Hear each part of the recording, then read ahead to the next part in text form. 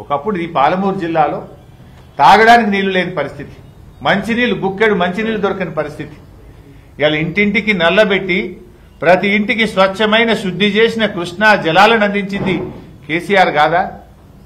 నల్లమల అడవుల నుంచి హైదరాబాద్ వరకు విస్తరించిన సువిశాల పాలమూరు జిల్లాను ఇవాళ కొత్త జిల్లాలు ఏర్పాటు చేసి, కొత్త రెవెన్యూ డివిజన్లు ఏర్పాటు చేసి ఇవాళ పరిపాలనను పాలమూరు జిల్లా ప్రజలకు అందుబాటులోకి తెచ్చింది కేసీఆర్ కాదా? ఇవాళ త్రాగునీటిలో, సాగునీటిలో, పరిపాలన వికేంద్రీకరణలో, విద్యలో పాలమూరు జిల్లాను ఇవాళ ముందుకు తీసుకుపోయింది కేసీఆర్ గారు. ఎన్ని కాలేజీలు తెచ్చాం?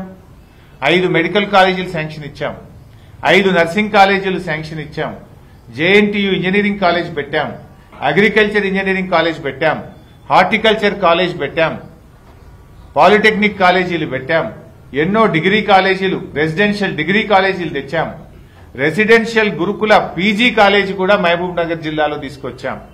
ఇట్లా విద్యలో ఫిషరీస్ కాలేజ్ కూడా తెచ్చాం. ఇవాళ విద్యలో పాలమూరు జిల్లాను అగ్రభాగాన పెట్టినారు.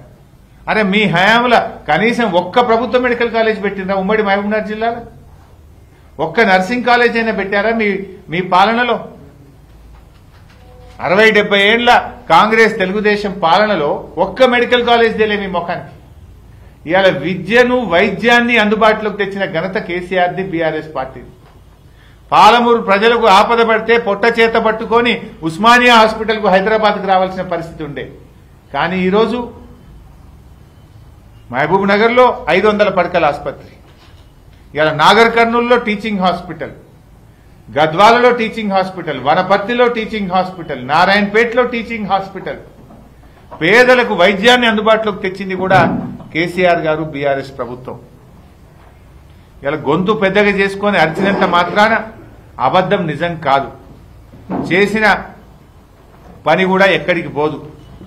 నిజంగా మీకు చేతనైతే, మీకు పాలమూరు ప్రజల మీద ప్రేమ ఉంటే, మా ప్రభుత్వం ప్రారంభించి 80% పూర్తి చేసిన పాలమూరు రంగారెడ్డి ఎత్తిపోతల పథకానికి యుద్ధ ప్రాతిపదికన కాలువలు దవ్వండి, ఏడాదిలోగా ఆ కాలువల్లో నీళ్లు పారించాలని చెప్పి మీ చిత్తశుద్ధి నిరూపించుకోవాలని చెప్పి నేను కోరుతా ఉన్నా. రేవంత్ రెడ్డి గారి భాష కూడా ఒక రకంగా తనను తాను తక్కువ చేసుకుంటున్నాడు. ఎందుకంటే పేగులు మెడలు వేసుకొని తిరుగుతానని అంటున్నాడు. పేగులు మెడలు వేసుకొని ఎవరు తిరుగుతారా? మనుషులు తిరుగుతారా? రాక్షసులు తిరుగుతారా? ఎవరు తిరుగుతారు? అది ఒక ముఖ్యమంత్రి మాట్లాడే భాషన? రాజ్యాంగబద్ధమైన పదవిలో ఉండేటువంటి వ్యక్తి మాట్లాడేటువంటి భాషన ఇది? అంటే పడిగట్టు పదాలతోనో పరుష పదజాలంతో పాలన చేస్తా అంటే కుదరదు. నీ పౌరుషాన్ని పాలనలో చూపించు, ప్రగతిని పరుగులు పెట్టించు, అంతే తప్ప ఇంకా నువ్వేదో ప్రతిపక్ష నాయకుడిగా ప్రతిపక్షంలో ఉన్నట్టు రెచ్చగొట్టేటువంటి వ్యాఖ్యలు చేయడం ద్వారా పాలన జరగదనేటువంటి విషయాన్ని గుర్తుపెట్టుకో. ఇంకోటి కూడా ఆయన ప్రతిసారి కూడా మేము ఒకటే కోరుతున్నాం, నిజంగా నువ్వు మంచి పేరు తెచ్చుకోవాలంటే ఈ వల్గారిటీ కాదు.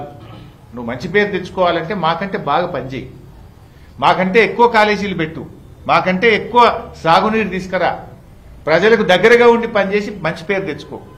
కానీ చిల్లర మల్లర భాష మాట్లాడి ఆ పదవి యొక్క గౌరవాన్ని తగ్గించని చెప్పి నేను కోరుతా ఉన్నా. ప్రతిసారి నా హైట్ గురించి కూడా మాట్లాడుతుంటాడు, నా ఎత్తు గురించి ఆయన మాట్లాడుతూ ఉంటాడు. ఇప్పుడు నేను ఆయన హైట్ గురించి మాట్లాడితే మర్యాద ఉంటుందా? నాకు మాట్లాడరాకనే ఏంది? నాకు కూడా మాట్లాడొచ్చు, కానీ ఏంటంటే నాకు కొన్ని విలువలు ఉన్నాయి. బేసికల్లీ నేను ఆయనలాగా కుసంస్కారంగా నేను మాట్లాడలేదు. మాట్లాడాలంటే మాట్లాడలేక కాదు, రాజకీయాలంటే కొంత గౌరవము. ఓ యంగ్స్టర్స్ కానీ కొత్త తరం కానీ వాళ్ళు మనం చూసి కొత్త చదువుకున్న వాళ్ళు విద్యావంతులు రాజకీయాల్లోకి రావాలి, కానీ అసహించుకునే విధంగా భాష ఉండకూడదనేటువంటిదే నా భావన. ఇప్పుడు ఎవరు ఎంత హైటు ఎంత వెయిట్ అనేది ప్రజలకు అవసరం లేదు.